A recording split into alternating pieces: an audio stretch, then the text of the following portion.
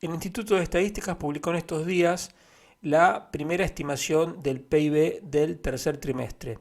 Unas semanas antes había publicado la estimación adelantada, que yo normalmente no la comento porque está hecha solo con un 30% de información. Esta primera estimación ya tiene más de la mitad de la información y por eso es mucho más relevante.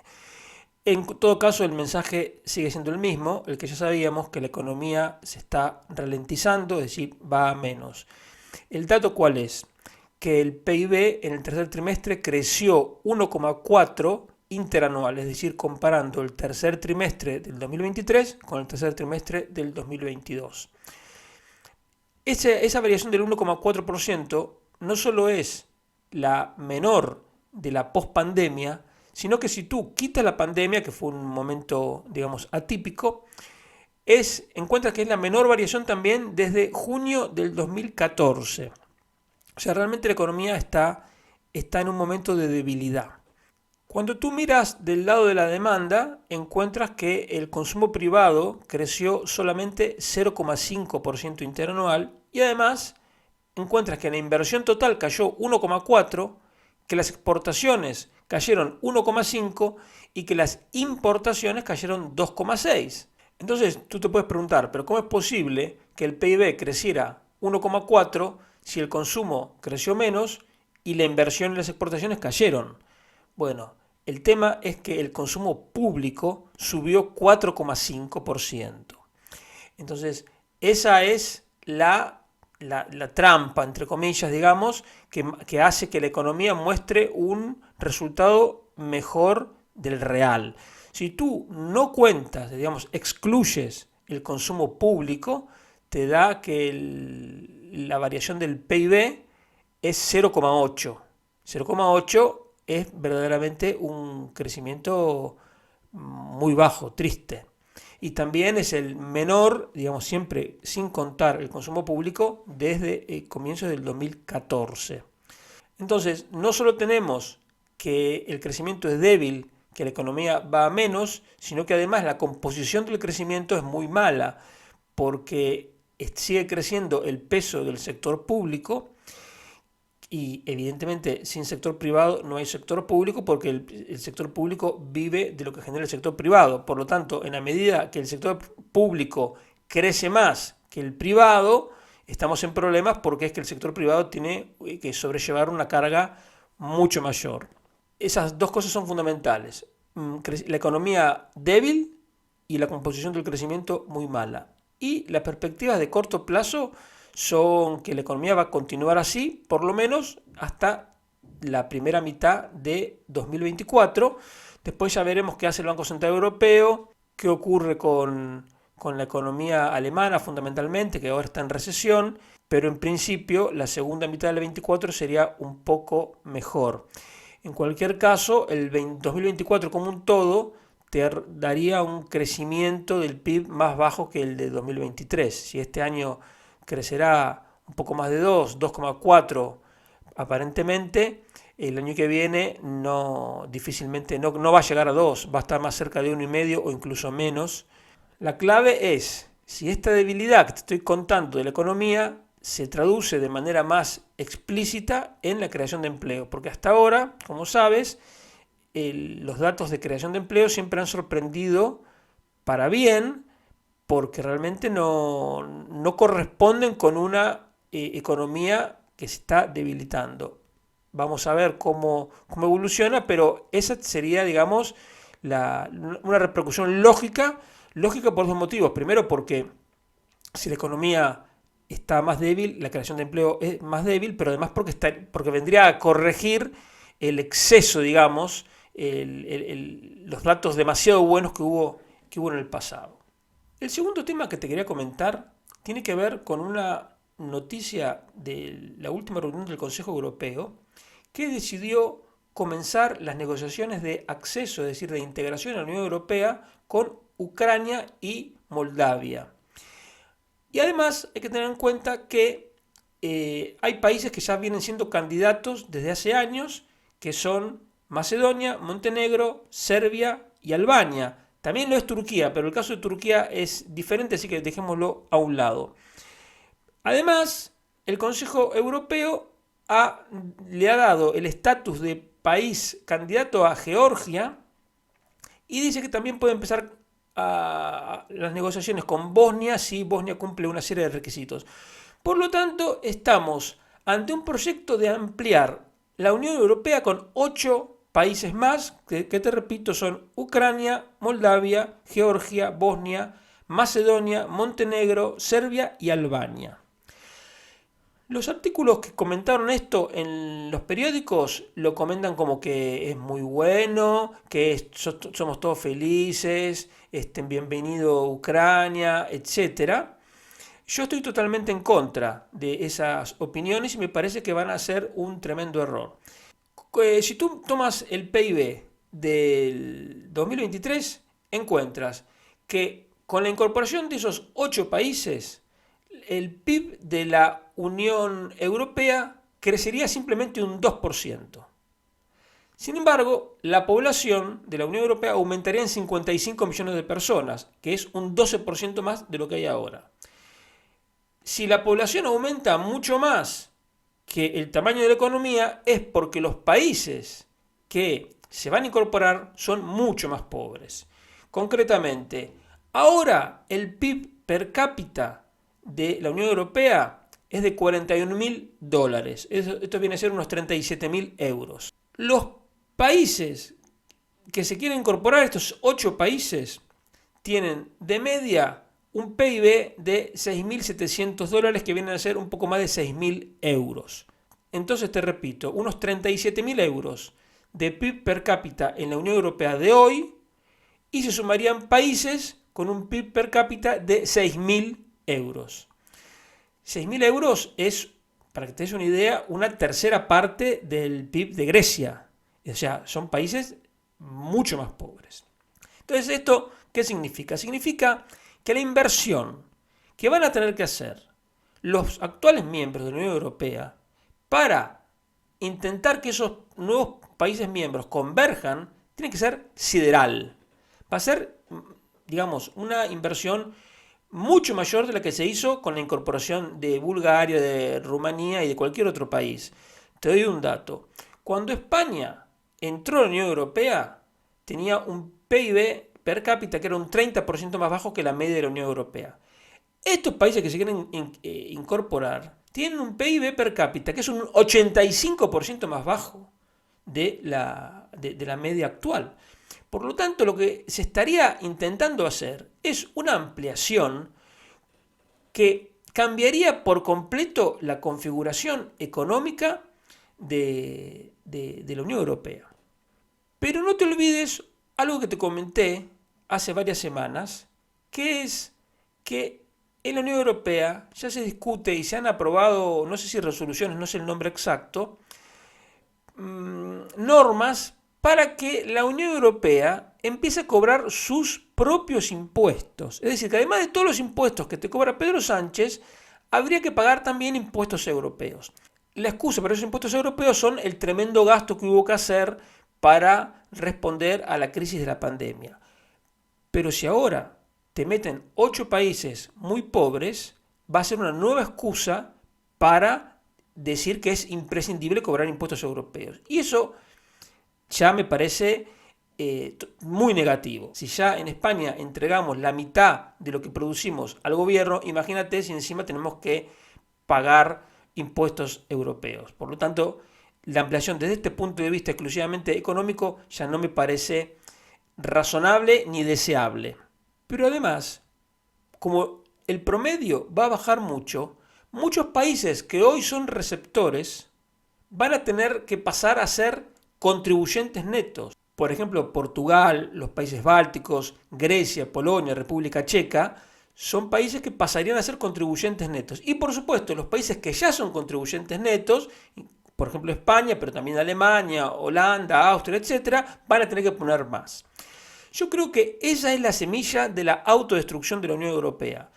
Porque si la gente ve que le empiezan a cobrar impuestos europeos, y segundo, que ni siquiera en sus países que son mucho más pobres, por ejemplo en el caso de Bulgaria o Rumanía o República Checa, comparado con Alemania o con Francia, que también tiene que poner dinero en lugar de recibirlo, el apoyo que va a haber a la permanencia en la Unión Europea se va a reducir. Por eso esto es de un riesgo mucho mayor del que parece a primera vista.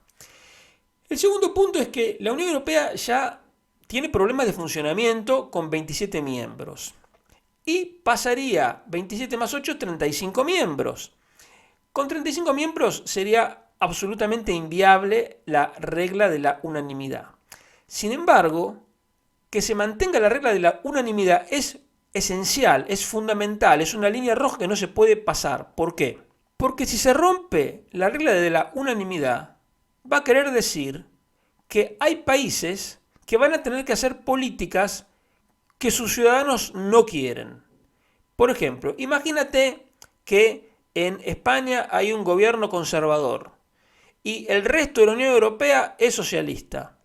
Entonces van a aplicar políticas socialistas y como ya no se aplicaría la regla de la unanimidad como es ahora, sino una regla de mayorías, nos obligarían a aplicar políticas que no queremos. Es decir, a pesar de que España, en este ejemplo hipotético que te estoy dando, votó a un partido, un gobierno conservador, tendría que aplicar políticas socialistas. Y eso también refuerza la idea de autodestrucción, digamos, porque una cosa es la Unión Europea vista como un club de países para cooperar unos con otros y otra cosa es para que te impongan una agenda, incluso, como digo, contraria a lo que ha votado la gente de un país. Por lo tanto, ese es un segundo punto por el cual es absolutamente inconveniente la ampliación. Pero te repito, como serían 35 países, te van a decir, pero bueno, como somos 35 países no nos queda más alternativa que dejar de lado la regla de la unanimidad. Si ya la Unión Europea está imponiendo políticas que son dudosas, digamos, que es dudoso, es discutible que la ciudadanía las quiera, imagínate con una regla de mayorías en lugar de unanimidad. Así que eso no hay que aceptarlo. Y el tercer problema de la ampliación es que implica que pasaríamos a estar en una situación de conflicto permanente con Rusia. Y eso me parece un error mayúsculo. Una cosa es criticar la agresión unilateral de Rusia a Ucrania. Otra cosa es ayudar a Ucrania a repeler esa agresión unilateral por parte de Rusia. Pero de ahí a pasar a una situación de conflicto continuo con Rusia, me parece un error, porque Rusia es un país muy grande y simplemente estar en una situación de conflicto es ajeno al espíritu de la Unión Europea. La Unión Europea, como ya te dije más de una vez, se creó para que no hubiera más guerras entre Francia y Alemania. O sea, la Unión Europea en su espíritu es un proyecto de paz. Pero ahora es un proyecto que le está mojando la oreja a Rusia. Porque darle el estatus de candidato a Georgia, que es un país limítrofe con Rusia, y digamos que no, no tiene frontera con ningún otro país miembro de la Unión Europea, es una muestra indiscutible de que lo que se quiere es tener un punto de apoyo para molestar a Rusia. Y yo creo que con Rusia hay que llegar a un acuerdo, porque es un vecino muy importante. Y además, el estar en una situación de conflicto con Rusia, lo único que hace es tirar a Rusia en brazos de China, con lo cual los peligros y los riesgos se potencian. Entonces, ¿cuál es el acuerdo con el que habría que llegar con Rusia para convivir pacíficamente? No lo sé, se me escapa. Pero yo lo que digo es, estratégicamente, a la Unión Europea le conviene estar bien con Rusia. No digo que sean países aliados, socios, no, hablo de simplemente países que convivan, que comercien, que tengan relaciones normales. Y todos los pasos que está dando ahora la Unión Europea van en sentido contrario, van en sentido de escalar un conflicto que hay ya actualmente, pero insisto, hacerlo permanente al ir sumando a la Unión Europea a países limítrofes con Rusia, que es justamente lo que Rusia siempre quiso evitar. Rusia es un país que desde la invasión que le hizo el ejército napoleónico y luego las invasiones que le hizo la Alemania nazi, es un país que siempre quiere tener como una especie de colchón, de zona intermedia entre sus propias fronteras y Alemania, digamos. Por eso la Unión Soviética, al controlar todos los países de Europa del Este, básicamente lo que cumplía era ese objetivo. Digo, bueno, tengo a Polonia, tengo a Bulgaria, tengo a Rumanía, etcétera, tengo a Checoslovaquia, para que no me puedan atacar a mí directamente. Todo lo que está haciendo la Unión Europea ahora va justamente en el sentido de reavivar, de regenerar, de resurgir esos temores soviéticos que nosotros podremos pensar, no tengan miedo porque nosotros no pensamos en lo más mínimo invadir Rusia. Pero estas son cosas culturales que están, digamos, en un nivel subterráneo, pero que pesan y, como digo, al final son un impedimento para la convivencia pacífica. Entonces, en definitiva, lo que te quería decir con este tema es ampliación de la Unión Europea en absoluto, ni un país más.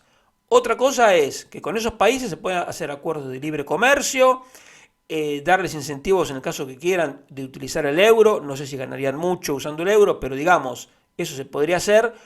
Otra cosa es sumar a la Unión Europea a países con 55 millones de personas, mucho más pobres que el resto de la Unión Europea, con unos niveles de Estado de Derecho y de institucionalidad, digamos, muy mejorables, porque entonces la Unión Europea perdería. La Unión Europea tiene que ser una unidad no solo económica, sino también social y cultural. Al incorporar países culturalmente bastante distintos, pero sobre todo mucho más pobres, ese sentido de unidad se rompería. Y eso reforzaría los problemas de funcionamiento dentro de la Unión Europea porque son países que tendrían intereses distintos. Aumentaría las probabilidades de autodisolución de la Unión Europea porque para muchos países, para mucha gente de muchos países, la Unión Europea dejaría de tener el sentido que alguna vez tuvo. Y el tercer tema que te quería comentar era, una vez más, las nuevas medidas de Milei. Te comenté la semana pasada que Milei había anunciado por ahora medidas de ajuste fiscal, es decir, para reducir el déficit del gobierno, que son unos 5 puntos del PIB, y el déficit cuasi fiscal, es decir, el que se origina en el Banco Central, que son unos 10 puntos del PIB. Evidentemente, sí, los salarios van a perder poder de compra, las pensiones van a perder poder de compra. Si mucha gente, decenas de miles de enchufados van a perder su empleo, etcétera, etcétera, esas medidas, como todos saben, va a provocar una recesión muy fuerte. Bueno, lo que ha hecho ahora Milei, presentando un decreto de necesidad y urgencia con más de 300 medidas, es liberalizar de una manera muy profunda la economía. ¿Para qué? Para ampliar las oportunidades de inversión rentable. Es decir, si hace unos días tomó medidas imprescindibles, pero que son contractivas de la actividad económica, este decreto de desregulación lo que permite es ampliar las posibilidades de inversión rentable, con lo cual va a favor de la actividad económica y de la creación de empleo. Los decretos de necesidad de urgencia son un instrumento perfectamente legal que han utilizado todos los presidentes en los 40 años que lleva la democracia argentina. Solo en el gobierno de Alberto Fernández creo que fueron alrededor de 100. Ahora, sin embargo, muchos que nunca dijeron ni mu con cada decreto de necesidad de urgencia de Alberto Fernández, ahora se rasgan las vestiduras y dicen, no, ¿cómo es posible que Milei haga este decreto que pasa por encima del Congreso? No.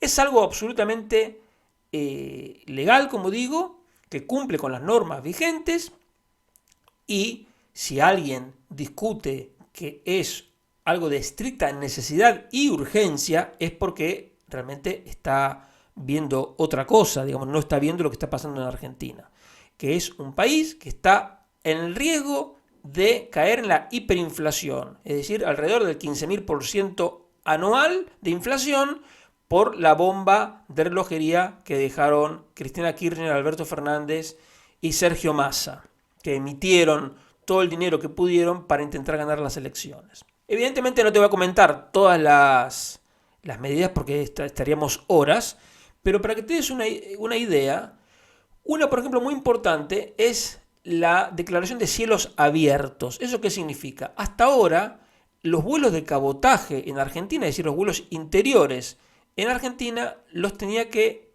prestar una empresa argentina. Algo ridículo, porque además Argentina es un país muy grande. Si tú dices, hago eso en Suiza, bueno, la verdad que mucho no te afecta. Pero si lo haces en Argentina, sí que te afecta. Bueno, ahora va a poder prestar ese servicio cualquier empresa. Entonces es muy probable que empiecen a surgir vuelos y empresas y que el país esté mucho más conectado de lo que estaba hasta ahora. Y a precios mucho más razonables, porque evidentemente cuando tienes solo una empresa, básicamente Aerolíneas Argentinas, o con alguna otra empresa dependiente, fijándote precios cuasi monopólicos, encima vamos a tener la ventaja de más vuelos y más baratos. Otra reforma importante es el tema de la ley de alquileres. Como siempre, los socialistas de todos los partidos, con la idea de ayudar a los inquilinos, fueron poniendo restricciones y al final lo que consiguieron es que mucha gente, cientos de miles, no pudieron alquilar nada. Ahora toda esa normativa queda eliminada y los inquilinos y los propietarios pueden acordar lo que quieran en términos de la actualización de las mensualidades, de la moneda, de las garantías, de todo queda librado al libre acuerdo entre las partes. Si se quiere hacer un acuerdo de pagar un alquiler en bitcoins, se va a poder hacer perfectamente. Y otras reformas precisamente dice una cosa que es crucial, que es que los jueces no van a poder cambiar la moneda en que se pactaron los contratos. ¿Y esto por qué? Porque en Argentina antes había depósitos en dólares que fueron pesificados y esa medida fue convalidada por la justicia. Bueno, eso ahora no va a poder pasar. Si tú tienes un depósito en dólares, te tienen que dar dólares. Si tú firmas un contrato de alquiler en franco suizo, lo tienes que pagar en franco suizo. Si pides una hipoteca en yenes, la tienes que pagar en yenes. Y así sucesivamente. Se derogan algunas leyes ridículas. Por ejemplo, hay una ley que le llaman de góndolas, que es una ley que obligaba a darle mayor participación en las estanterías de los supermercados a productos fabricados por pequeñas empresas o productores locales. Bueno, es ridículo, eso también se eliminó, pero te lo digo como ejemplo de hasta qué punto puede llegar el intervencionismo cuando los intervencionistas siguen sumando ideas. Bueno, pueden llegar a querer regular el color de los calzoncillos, o sea, realmente no tienen límite.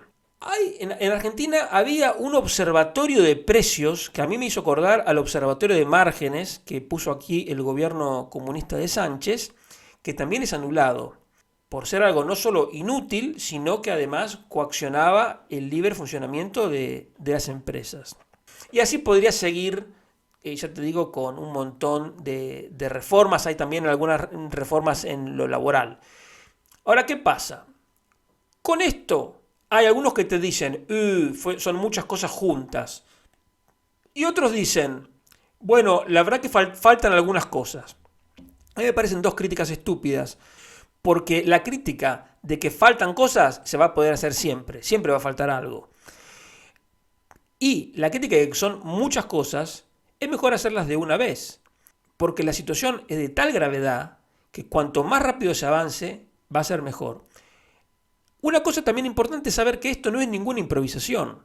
Si tú miras el discurso de Milei en que hace estos anuncios, a su derecha, es decir, a la izquierda de tu pantalla, justamente atrás de Milei, hay una persona alta, sin corbata, con una chaqueta creo que celeste, que es Federico Sturzenegger. Esa persona estuvo trabajando 4 años en este proyecto. Evidentemente no sabía que iba a ser para un gobierno de Milei, pero el tipo que estuvo en el gobierno de Macri, fue presidente del Banco Central, estuvo trabajando en esto. Es una persona inteligente, formada, digamos, no es no es ninguna improvisación, simplemente puso a disposición de Milei este trabajo, ya te digo, de hace 4 años, o sea que está bien pensado.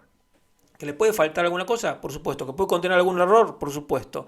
Pero digamos, va bien orientado. Los decretos de necesidad de urgencia pueden ser analizados por una comisión bicameral, es decir, de la Cámara de Diputados y la Cámara de Senadores, que puede a su vez hacer un dictamen para que cada una de las cámaras lo trate al proyecto. Según la ley vigente, ambas cámaras lo único que pueden hacer es decir, aceptamos el decreto de necesidad de urgencia o no lo aceptamos, es decir, no lo pueden modificar, es lo aceptamos o no lo aceptamos. Normalmente, como los decretos de necesidad de urgencia los hace el partido que gobierna, que tiene una posición sólida en el Congreso, esa comisión bicameral ni trata el decreto, las cámaras tampoco lo tratan, y entonces el decreto queda vigente. Ahora la situación de Milei es distinta porque tiene muy pocos diputados y senadores propios, y aún contando los diputados del partido de Macri, pueden no sumar la mayoría. Entonces existe la posibilidad de que alguna de las cámaras lo rechace. Para que el decreto, digamos, deje de ser vigente, lo tendrían que rechazar las 2 cámaras, cosa que es difícil, pero no imposible. Por eso lo que ha hecho Milei es hacer esto muy rápido, en las primeras 2 semanas de gobierno, y apostar todo su capital político, como diciendo, miren, esto es lo que quiere la gente, a mí me votaron para hacer esto. Entonces, si los diputados o los senadores se oponen a esto, se están oponiendo a la gente. Uno podrá decir, es una apuesta demasiado riesgosa, otro puede decir, está bien. Eso es el arte de la política, no hay reglas, o sea, no sabemos qué es lo que va a pasar.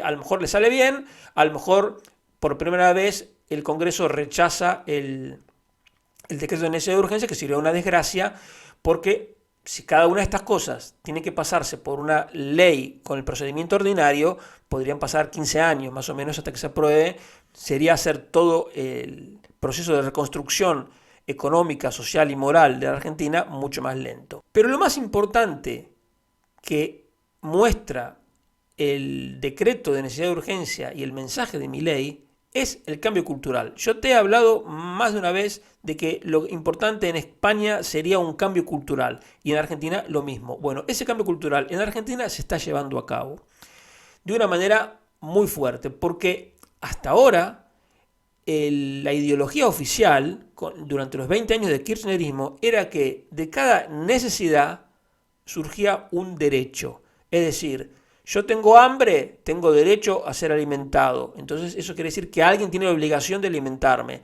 Yo tengo la necesidad de una casa, bueno, tengo derecho a que alguien me dé una casa. Y eso es una cosa económicamente insostenible porque las necesidades son infinitas. Y precisamente por eso es algo que no tiene límite, porque yo digo, no, tengo necesidad de un coche. Ah, perfecto. Entonces, o sea, las necesidades en este caso era lo que definiera el gobierno de turno. Entonces, llegamos al ridículo de que, por ejemplo, el viaje de estudios de los estudiantes de secundaria en la provincia de Buenos Aires se lo paga el gobierno, porque es como una necesidad. Entonces tienen derecho a tener el viaje de fin de estudios y entonces se los paga el gobierno. Es ridículo, es verdaderamente ridículo. Lo que hace Milei es tirar a la basura todo eso y poner en el centro el derecho de propiedad. Señores, aquí vamos a trabajar. Tú quieres progresar, tienes que trabajar. Y te voy a ir dando las herramientas para que esa propiedad que vayas acumulando esté segura. En términos de moneda, en términos de estabilidad de precios, en términos de bajarte los impuestos, etc.